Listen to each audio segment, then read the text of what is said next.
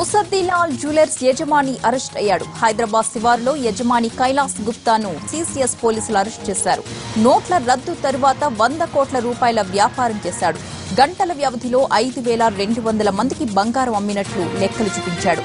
బంగారం లేకపోయినా నగదు తీసుకున్నట్లు సీసీఎస్ పోలీసులు గుర్తించి అతన్ని అదుపులోకి తీసుకున్నారు.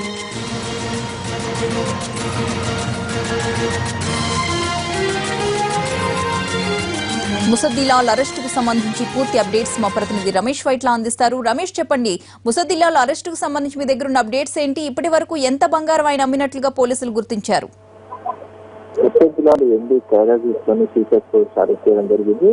ఈ కుంభకంకి పెద్ద ఎత్తున డాక్యుమెంట్స్ సాయం చేస్తున్నారు. అయితే ఏదైతే ఐటీ ఇన్కమ్ ట్యాక్స్ ఇచ్చిన ఫిర్యాదు మేరకు సీసీఎస్ పోలీసులు విచారణ జరిపి దీనిపైన పూర్తి సంబంధంగా ఒక రిపోర్ట్ కూడా తయారు జరిగింది. మొత్తానికి 5,200 మందికి గంటల వ్యవధిలో తాను 100 కోట్ల రూపాయలు 98.9 కోట్ల రూపాయలన్న బంగారాన్ని అందినట్టుగా సీసీఎస్ పోలీసులు ఒక రికార్డు సమర్పించారు కైలాస్ గుప్తా. దీనిపైన సమగ్రంగా విషయాన్ని చెప్పిన సీసీఎస్ పోలీసులు అసలు అలాంటి బంగారం అమ్మినట్టుగా ఎలాంటి ఆధారాలు దొరకపోవడంతో దాంతో పాటుగా అక్కడ సీసీటీవీ ఫుటేజ్ కూడా కైలాస్ గుప్తాతో పాటు అతనికి సంబంధించిన యజమానులు మరికొంతమంది పూర్తిగా క్యాంపెయిన్ చేసినట్టుగా వేదిక కావడంతో దీనికి సంబంధించి పూర్తిగా కేసు విచారణగా జరుపుతున్నారు. మరో చూసినట్టుగా 5,200 మందికి బంగారం అమ్మినట్టుగా పత్రాలు పూర్తిగా ఫేక్ అని చెప్పడం జరిగింది. కేవలం 52 మందికి బంగారం అమ్మినట్టుగా చేయడం జరిగింది. అయితే మరోవైపు ఏదైతే పత్రాలు ఇచ్చే చూపెట్టడం జరిగింది అవన్నీ కూడా ఫేక్ వచ్చిన తప్పుడు పత్రాలతో చూపెట్టడానికి తప్పుడు తప్పుడు పత్రాలు ఇచ్చినట్టుగా సీసీఎస్ గుర్తించి మనకు